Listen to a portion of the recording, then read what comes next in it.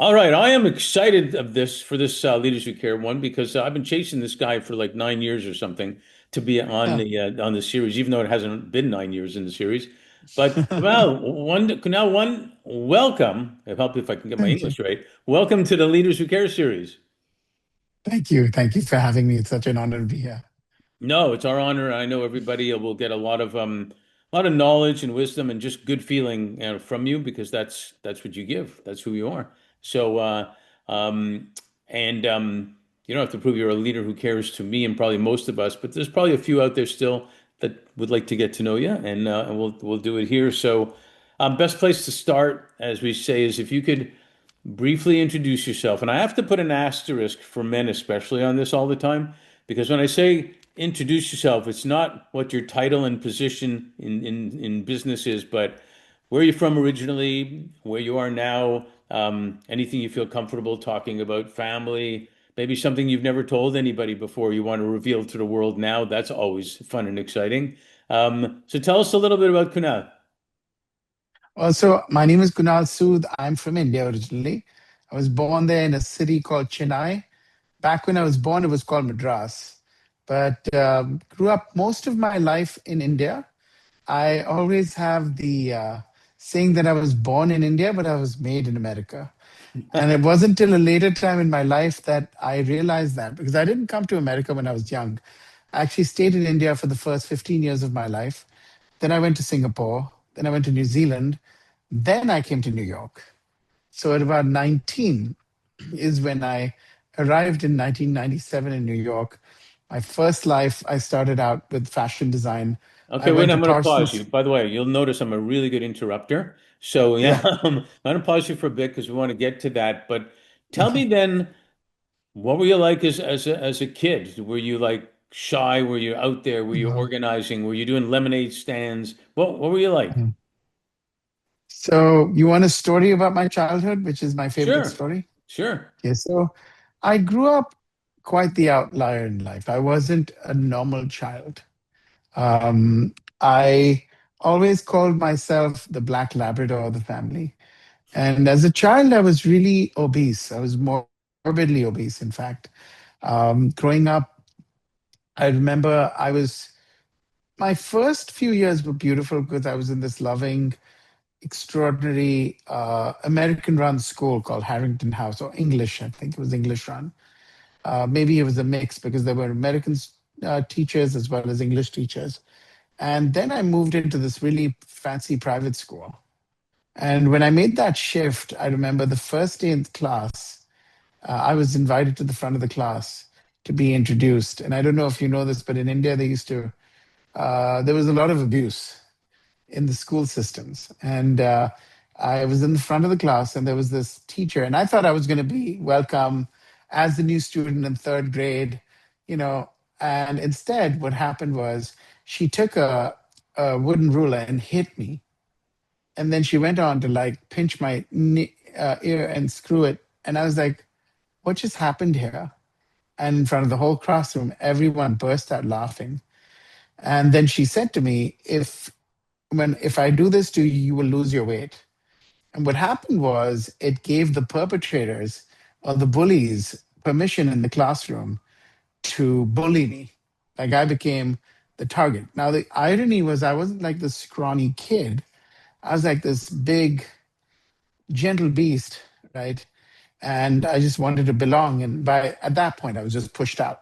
So I had to find and form a whole new identity of who am I and why am I here.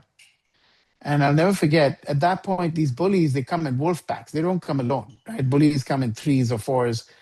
And they usually, in that school, they were like the trust fund kids.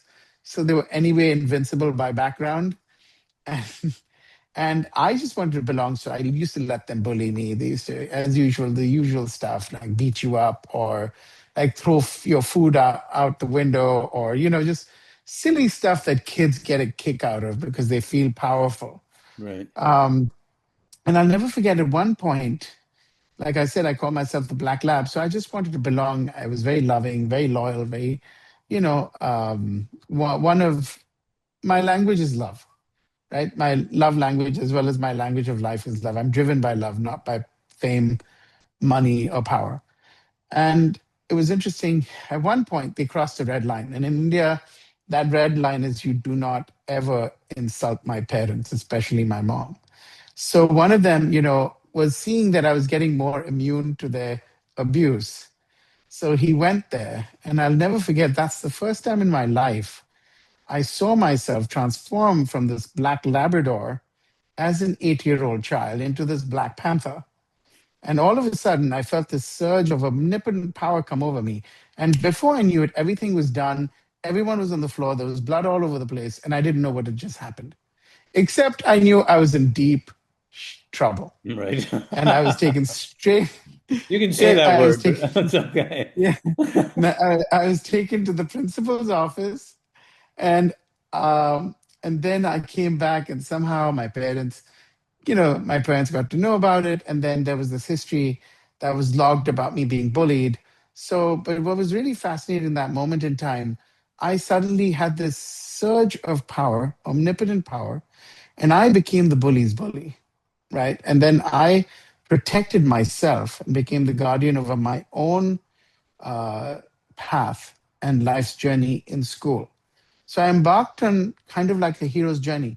And I wasn't proud of the fact that I hit them or hurt them, Right. because to me, that wasn't the core of why I did that. It was to protect and preserve the integrity and sanctity of my mother, which was very sacred to me, right? I didn't do it to try and overpower them. And I didn't even know what I was doing, to be honest with you.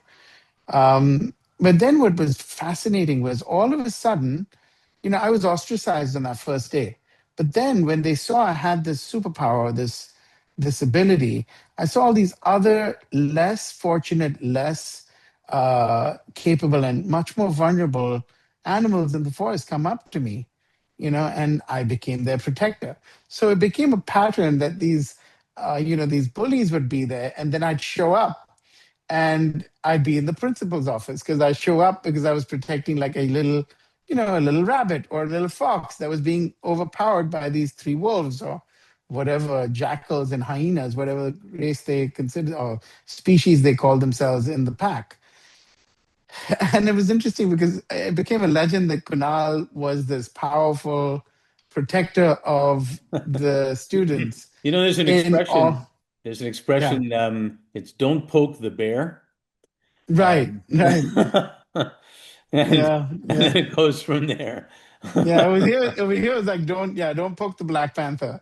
But Right. it wasn't even poking, it was just really protecting people because I loved all people, and I always loved being in my little black Labrador self, like and then I started to belong because I felt like I had purpose. And I really felt like I cared. I cared about the vulnerable. I cared about those that couldn't protect themselves. And I had this one ability too, even though I'd land up in the principal's office. And the legend amongst the teachers also was like, he's protecting the little guys. So even though we have to catch him because that's what we have to do, we have to arrest him and take him to the office because he did something wrong, but he did something right, meaning I wasn't the perpetrator. I was on the other side, stopping the perpetrator and the collaborators from hurting the victim. So, in It- that sense, that's how I found my purpose really early in life as the guardian no, I love of that. my own journey and others.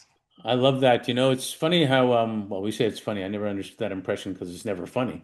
But when you say it, but it's we can take a lot ourselves, but when someone says something against, especially your mom or your grandmother, it's a whole different ball game. And Yeah. it's interesting and it's fascinating. It's wonderful, actually, that does happen. How was how was your childhood affected taking that and then living in different cultures before you came to the States? Oh, wow. I'd say what happened was I had a very erratic childhood education wise because of the fact that I was so much of an outlier. I also didn't know till I came to this country that I was born with a learning disorder, which was ADHD. And it was only diagnosed when I myself was studying to be a therapist. I was literally studying in school to become a therapist. And I used to complain to my therapist, because when you're studying to be a therapist, you have to have a therapist. And I was working in the death and dying ward, and I was doing amazing work on the ground in the field, but my transcripts were completely batshit crappy, like crazy, like batshit crazy. Like people couldn't understand how I had three A's, one F, and one C plus, right? It was very all over the place. So I said, look, I don't know why. And then she said, do you want to, she kind of identified that this might be the reason why. And when I got help, which is why I love this country so much, I really transformed from being, disabled to someone that could use my disability as a gift and really see how ADHD can be harnessed both as uh, a creative vortex of possibility, as well as something you have to keep working on supporting, because it is this executive functioning problem in the real world, and you have this higher dimension creative excellence. So that's what I dealt with while It, when I came to this country. it's interesting because things happen to us, and Yeah, whether a person says they're spiritual or religious or whatnot, yeah, there's something about why things happen to us and what the reason is that they happen to us, and then what we do with what happened to us. So yeah, when you protected yourself and your mom, you did that, and that changed something. What you were doing with the therapist, and what was noticed about you, when you had a high value in some areas and others for because of the ADHD not, something happened there also, type of thing. So it's kind of fascinating. And I know, well, it's a good segue, if you will. When you came to the States, you did study, a lot of in psychological, philosophical, organizational dynamics, psychology. Did that come because of what you went through versus going into being God knows what else? no, actually that came. So my first life, I was a fashion designer. I was at Parsons School of Design. I Hmm. had this meteoric uh, rise in the field with a few friends of mine, where we had an amazing time.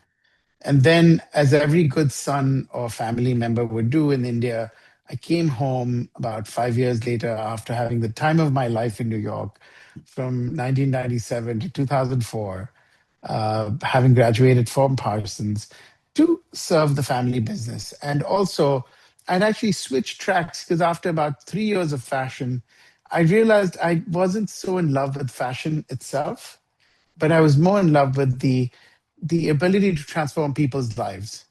And so I redirected my efforts towards integrative medicine and well-being. And I studied yoga, martial arts, and Ayurveda. And at that time, I came up with the perfect man solution, just like Leonardo da Vinci. I felt the perfect man represented a trifecta of three qualities or ways of being in life. One was the yogi, the other was the warrior, and the third was the doctor. So if you could master these three traits in one life and one lifespan as a human being, as a man especially, you will have become the perfect man for the perfect woman. And because I was only 22 at the time, that was an extremely high priority as an Indian child Of of an Indian family to course. become the perfect, suitable, boy and son for the perfect, suitable girl and Well, woman. welcome to the Jewish family too, by the way. This is Right, right. In pursuit of excellence, and of course, joining the family business. So I went back home in 2004 because I actually got an extraordinary invitation. That's when I first met Dr. Deepak Chopra and Dr. Andrew Weil and a few other integrative medical experts. At that time, they were just like getting ready to, burst into the field. There was this guy called Dr. Mathaya as well in India who, has this amazing Ayurvedic resort in the south. But I got the most special call from my own physician and family physician and father figure, Dr. Cherian, to come work for him in the hospital in India, in Chennai, without any real formal training around Wow. medicine or, integrative medicine. And so he told me to come back home. And the plan was, I didn't know my dad hatched this plan because, kids we as kids. I mean, in India, when we're kids, still we get married, and then all of a sudden you're forced to grow up at the speed of trust and love, right? Yeah. So my parents were very like in on this plan that look, you stay with Dr. Cherian, and you look after the factory. We make automobile, earth moving, and defense components like parts, and during the day, and you can do your passion for integrative medicine at night working with Dr. Cherian, learning how a hospital works. And that really was my dream, was to create this integrative medical center where adjoining to the hospital, there were these extraordinary, you know, preventive medical paradigms of being. So, he was a cardiologist and now a general practitioner.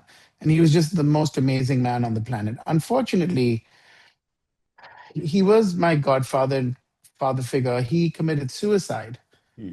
within a couple of years of us working together during that time in 2006, on March 3rd of 2006, he took his own life.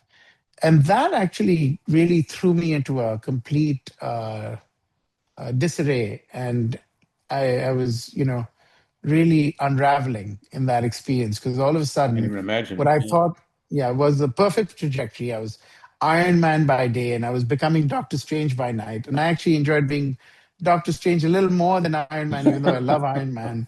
In the real world, it's a family business.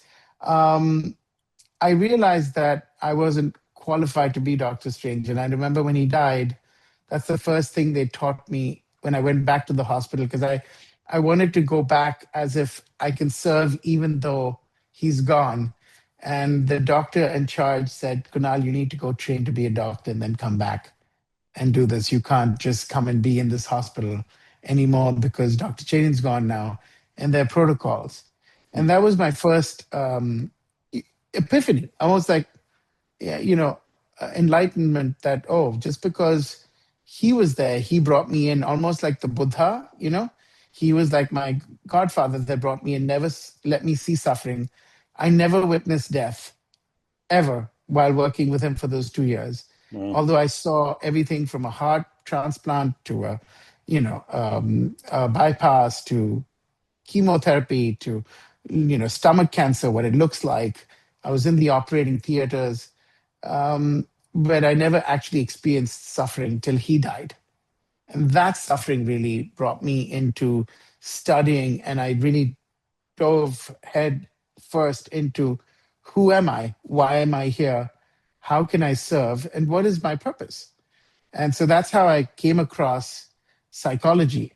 It's not exactly something that people in India, or especially parents, are like, you should become a psychologist, son. That's exactly what we want you to do in a family business. But God bless, my parents were very open to me. And so I came back to America and I went to an extraordinary institution called CIIS, followed Mhm. by UCSF, where I really studied the art as well as the science and the practice of counseling psychology as well as global mental health.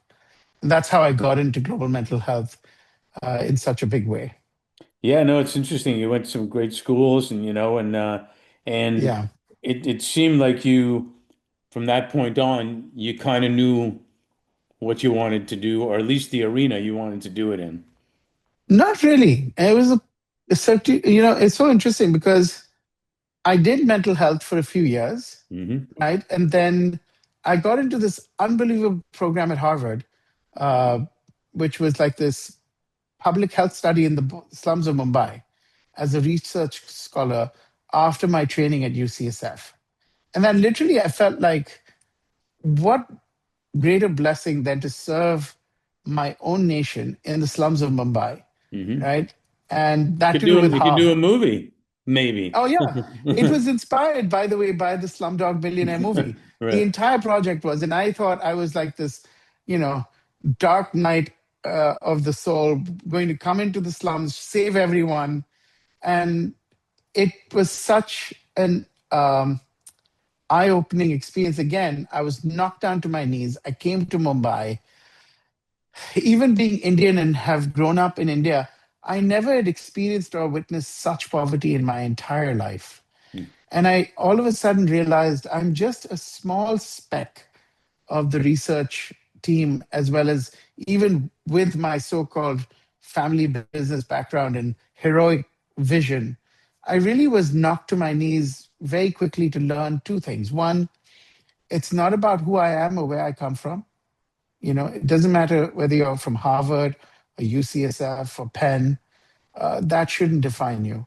What matters most is that you're loved, cherished, and honored by the community you serve. Yeah. So that's the biggest lesson I learned when I reached the slums of Mumbai. And I really just surrendered to service, being of service. And it was not fancy. It was so beautiful. We learned the Gandhian and we lived the Gandhian way of life, Hmm. where I basically woke up every morning and I understood from the barefoot researchers in the slums of Mumbai what was necessary. What can I do to make the impossible possible in small, tangible, meaningful ways, right? And that became my life's journey and purpose. And during my time there, I'll never forget. I got I got very fixated on a vision because I used to listen to. I don't know if you do this, but I used to listen to the soundtrack of Blood Diamonds, and in that movie with Leonardo DiCaprio, the end scene is enjoyment in front of an audience, much like the UN, right? Addressing them to talk about blood diamonds, how this injustice must stop. And I didn't know what the UN was. I kid you. I mean, of course, I knew what the UN was in theory and in saying, but I didn't. I'd never been to the UN. I'd never known of the UN. And all of a sudden, my vision then was like to take what I had been in my fashion design years and combine it with the deep, uh, you know, research and hard work in the trenches in the slums of Mumbai to empower these barefoot researchers and these extraordinary doctors of global health and mental health, and also just all these voices on the ground to give them a level plane to sit in front of the most powerful people in the world. And lo and behold, a couple of years later, I found out about this platform called TED, right? And once I graduated, I decided, I got into a PhD program. My dad was like, "What are you doing? You're not going to make a living if you end up doing this PhD."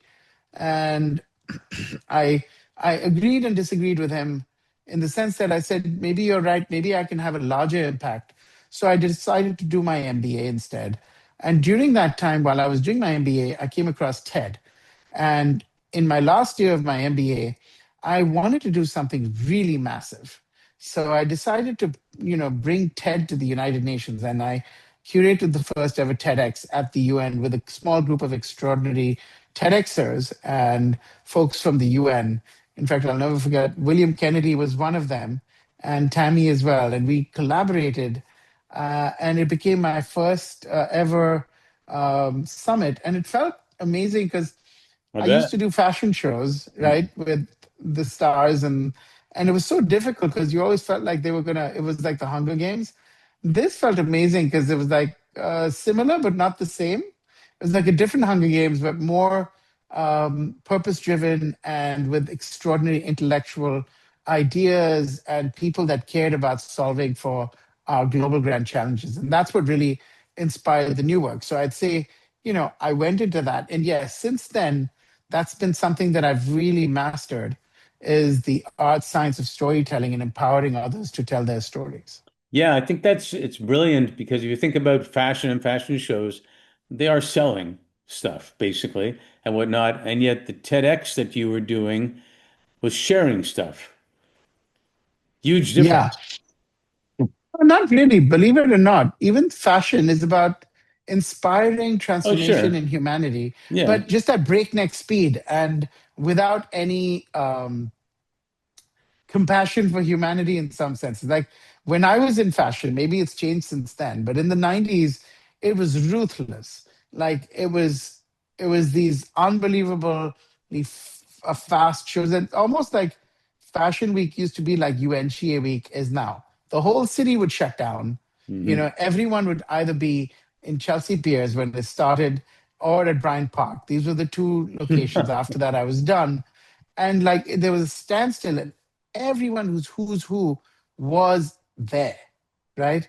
And it's kind of like now what the UNGA has become. Like anyone who's Right. who is at the General Assembly week, just like Davos. Like the who's who shows up, and then they talk about solving most of our global grand challenges.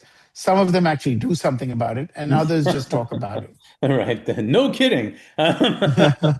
So, you've been on after that point, you still kept doing work with Ted and making that happen, but you also Yes. had a lot of different advisory positions and board positions. And did you like the diversity of so many things to do? And then I want to get into what you're doing now, but that because I can get bored quickly too, and I want to do something else. I want to do Yeah. something else. What was that like? I think that was my ADHD kicking in because I needed a lot of stuff to be a part of because I'm very good at ideating and supporting and generating genius within others, right? Hmm. So what I've done is with my training as a therapist and then as a coach and then my education at Penn and at Kellogg School of Business, I take all of that and I kind of tease it apart to really capture and create value with whoever I serve. And yes, I've been an ambassador for Singularity University.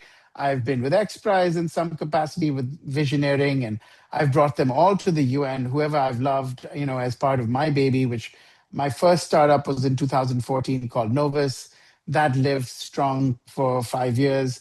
And under that umbrella, I did like almost 50 or 60 summits, you know, with so many different bodies. You're right, Even with us yeah, early on. exactly. With you guys too. I was very honored to be a keynote at your opening summit at Reuters in Times Square, Exactly. and it was amazing. And at the UN as well, you guys Yeah. had this amazing, photo of me up as one of the moonshots of the many moonshots. Myself, Anusha Ansari, Ron, who was the astronaut. Ron It was Garan. amazing. I was, Yeah. yeah, Ron Garen. We were all up, and I was like, how am I amongst these unbelievable moonshots? Like Anusha and Ron have actually gone out of this world. I'm just the launch pad, which I hope like I can And create enough of a launch pad for them. without the launch pad, there's no lift, man. So So for me, it was a real honor, like serving all of you guys and serving something larger than myself. So I've really loved being of service. That's something that I really pride myself on. well, one of my favorite quotes of all time, probably my favorite one is I'll paraphrase it a little bit. Maya Angelou said, "Most people forget what you said, and most people forget what you've done, but they will always remember how you made them feel."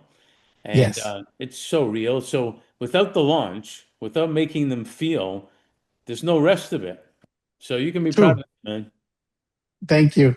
No, I am very proud of what I've done, but the truth is, like, I still feel like I'm just beginning. In That's 2019, good. when I started We the Planet, that became so extraordinary and took a life of its own and became larger than I had ever thought it would become. And I again did 25 of the most amazing convenings I'd ever thought would come to life, even during COVID. In fact, that's what kept me live during COVID. And then out of We the Planet was born We the Future, which was like this futuristic vision. Because in We the Planet, I realized that people don't really care so much about the oceans or the animals.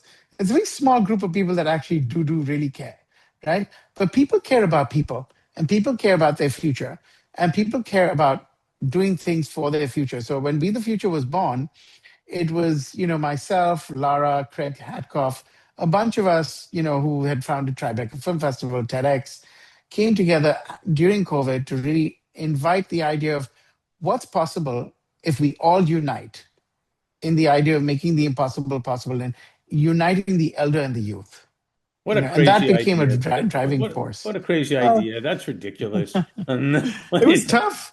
It wasn't easy. It was really difficult because, like, we were not speaking language. There was a language translation barrier. The youth saw global grand challenges so differently than we did.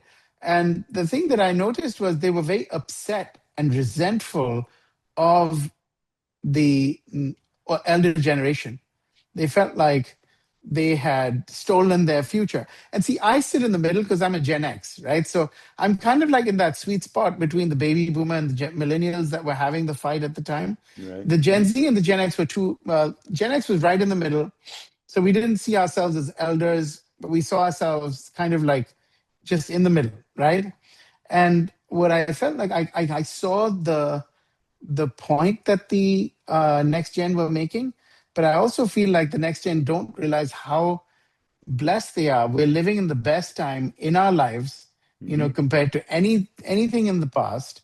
I'm not saying we shouldn't do a better job of our future, but there's a way in which we really should start honoring the elders, as well as putting an expiry date on like blaming your elders for what happened to you, and really taking true ownership and responsibility of who you are and how you can make the future better. And that Yeah. was why We the Future was born. No, yeah, that makes total sense. I think we spend too much time categorizing or judging on what something's called or what title the person is or what they look like or anything of those things, rather than just, okay, what pain do we have to solve and how do we do it together? So I think Yeah. you're right on. I want to talk before we run out of time. I Yeah. want to talk about how that's evolved now into Audacity AI and the Yes. great story there. So share with us, what is Audacity AI and what is the purpose? So Audacity AI was born out of pain again during COVID. I had probably the biggest existential meltdown because all of a sudden, from being this, I remember one friend of mine expressed, and I didn't know who this was, but she said, "You're like the P.T. Barnum of summits." And I really used to love myself being able to bring and convene everyone. And all of a sudden, I couldn't do that. Right. So I went into a dark hole, had to uncover the dark night of the soul, went to finish and start and hopefully finish my PhD. And of that PhD was born Audacity in 2021. I had the idea in 2021. It started out with the whole meta. You remember the metaverse Hmm. idea really took off. So Audacity first started out with this Web3 metaverse NFT, space, and then it really started to evolve more and more because I was like, it's not about that. It's about leadership. Today, we do not have a technology or a resource problem. We really have a massive leadership problem that we must address head on, and that's where Yeah. Audacity AI was born. Because in the age of AI, as it came into focus in 2022, I realized, okay, here's a place in which I think leadership matters more than ever before, Yeah. and really, Audacity AI is that hope and that platform, if you want to call it a platform of platforms, which I've called it in the past. But I think more than anything else, it's just a space. And again, what I do best is convene people. So I bring them together to the United Nations to speak to the future of being human in the age of AI. And what does that mean? And for me, it's about four cornerstones of being human are seva, which is service, sangha, which is the community, the trusted community you build, sadhana, which is self-development and discipline and mastery, and swadharma, which is finding something that's beyond your daily life's purpose, like your job, to actually find that calling to serve something larger than yourself. And I believe that these four things are going to become very important as we move into an AI driven world and Yeah. era. Yeah. And then, the 9 dimensions that we look at of life and how we can optimize for that. Because I really believe that we have but one hope, which is the hope of coming together without fear or favor and really helping AI.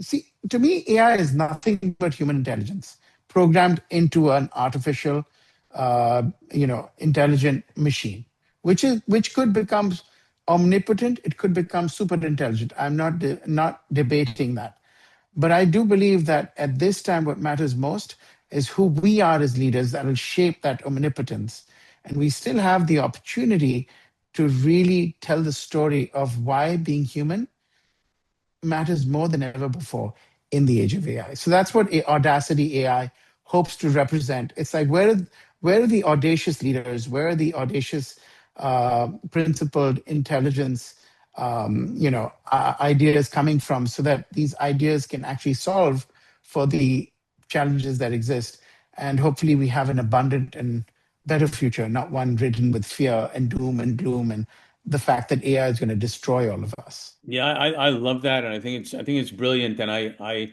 recognized it again when I heard even yesterday the astronauts, um, actually the last few days, the astronauts talking about the amazement of everything in space and the moon and this and that, except for the fact they said, with all of this that we've said and done, and naming a crater after the commander's wife who had died from cancer, naming a crater on the moon, a lot of this emotional human element part that they put into it, with all of that fantastic stuff they talked about, they still said, and the most exciting thing still is the jewel that we live on. We can't believe how beautiful it is and what it is and what we have, type of thing. And that's kind of what you're saying. We need the Yeah. leadership to recognize that. We need, not to be cute, leaders who care about that. Yeah, spaceship Mother Earth, Hmm. and it's not about being omnipotently more powerful. It's about being proud who we are when we reach that singularity, when we reach that longevity, escape velocity, when we reach that place where we become super intelligent and superhuman. We have to first realize that being human beings is super itself. The experience of being human is such a superb phenomenon. And we have to extend that to all forms of life on Earth Yeah. because we're brimming with life, but which is going extinct at a record place, at a record pace right now. And I think that's what needs to happen right now. We have to really realize that we have this opportunity to harness this new extraordinary exponential technology for the greater good of humankind and the planet. And we Yeah. still have that opportunity to do that. We I do. hope that the architects of AI. I'm not an AI architect. I'll be honest. I'm more of a human architect. I love people. Me I too. always say I have a people disorder. You know, and I love supporting human potential. Like to me, unlocking human potential drives my soul. Right? To me, making human beings better at what they do, so that they can go out and serve the world, really makes me Well, uh, the uh happy.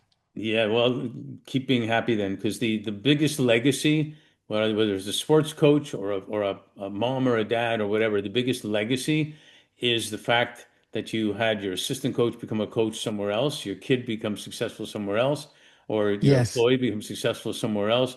And that's what a leader who cares really does, is make other leaders successful. And successful is not that's right. just about money, but it can be money too. It's not a bad thing. Yeah. So, um, Yeah, my friend la- David Roberts says the best thing is great leaders develop other great leaders. absolutely. That is what you do.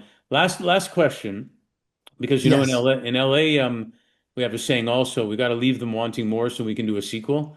So that's what you Yeah. do. But last question is, with everything that's happened, we had Uh, COVID, and that was significant. tough. And we're Yeah. already, amazingly enough, again, at the end of, we're into 2026 already. It's hard to believe. But with all that's Yeah. happened, what are you most grateful for, and what are you most hopeful for? Wow. Honestly, I'm very grateful for life itself. All the pain, all the suffering, all the loss, all the love. I really feel like life is the greatest gift I've had in my own lifespan. I don't want to live forever. I just want to be of service. And when my time comes, I want to go into wherever it is meant that we go next. I'm really hopeful for two things. One is the greater good of humanity will prevail. And honestly, the power of artificial intelligence meeting our own audacious intelligence as human beings, as leaders, I'm hopeful that we will unite in that prism of reality so we can create a world of abundance. Yes, we'll have dystopia because it's like anything in life. We struggle, we go through the pain, right? And we suffer. And through that suffering, through that pain, there is that transformation that happens. And in that pain, we have that one great gift of hope. And that gift of hope is what I hope we will harness as humanity to build a better future for everyone. That's really what I'm hopeful for, is to build a better future together, united as one. Well, I love that, and I would just close with I'm grateful that I have you as a friend. I'm also grateful and Me too. hopeful I'm grateful and hopeful both, because you are a leader who cares, and I think that's the biggest, powerful, most loving thing a person can be is caring and loving to others. So thanks for being that, and thanks for being on our Leaders Who Care series. It's such an honor. Thank you, Mark. Thank you. God bless. And may the force be with you, as us Jedi say. Absolutely.